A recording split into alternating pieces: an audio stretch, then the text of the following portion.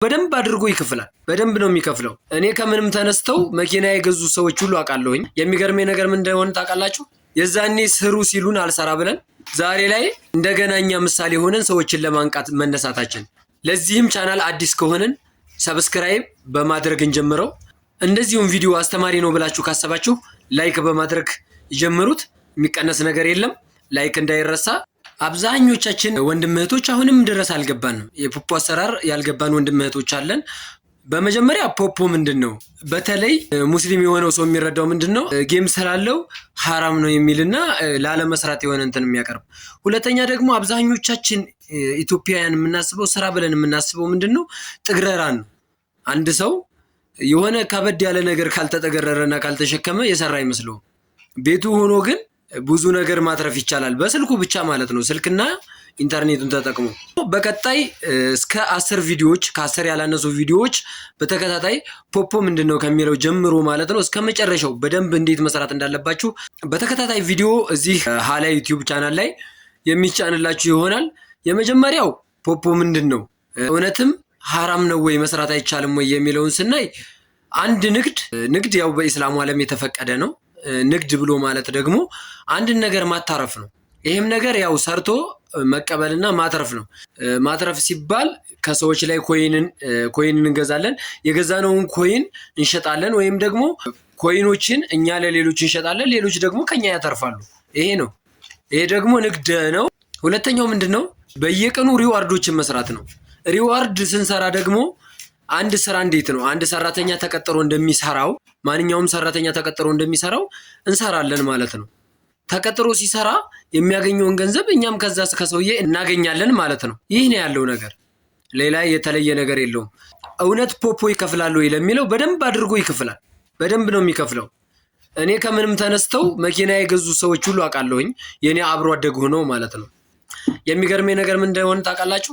የዛኔ ስሩ ሲሉን አልሰራ ብለን ዛሬ ላይ እንደገናኛ ምሳሌ ሆነን ሰዎችን ለማንቃት መነሳታችን።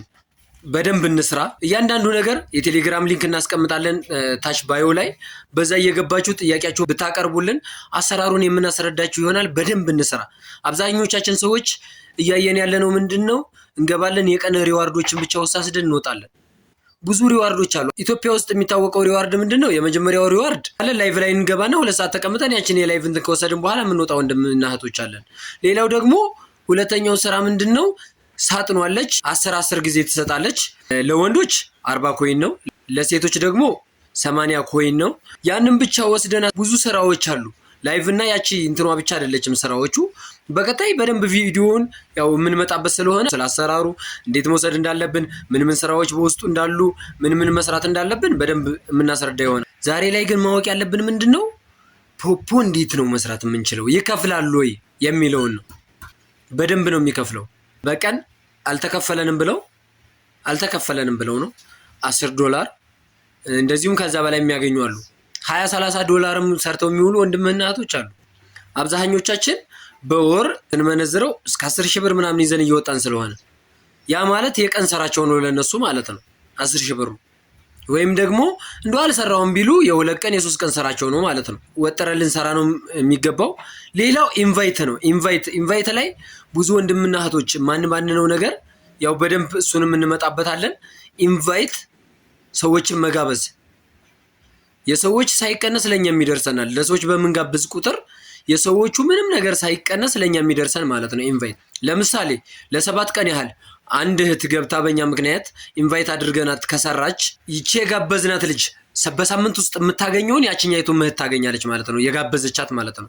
ጋባዣም ተጋባዣም ከሁለቱም ምንም ሳይቀነስ ማለት ነው። ስለዚህ ኢንቫይት 10,000 ፖይንት ሰብስባ ብትወጣ በቀላሉ ነው እያስረዳኋቸው ያለሁት። 10,000 ፖይንት ብትሰበስብ በእኛ ስር ደግሞ ስንት ፖይንት እንትን ይባልናል? ሌላ 10,000 ፖይንት። ያን 10,000 ፖይንት 10,000 እንኳን ብትሰራና በሳምንት ብናሰላው 70,000 ፖይንት ማለት ነው። 70,000 ፖይንት ከአንድ ሰው 78 ሰው ብንጋብዝስ እንዲሰሩ አድርገን ብናስረዳቸው አሰራሩን ብናስረዳቸው አልጋበዝንም ብለን እንደው 10 ሰው ብንጋብዝ እስኪ እንሰበው። ከዛ ሂሳባችን እንስራ። ያ ማለት በሰው ቤትም ተቀጥረን ሊሆን ይችላል፣ በራሳችንም ድርጅት ሊሆን ይችላል። በሌላው የማንሰራውን እዚህ ላይ መስራት እንችላለን በስልካችን ቁጭ ብለን ማለት ነው። ስራ ያለው የሌለው አይልም።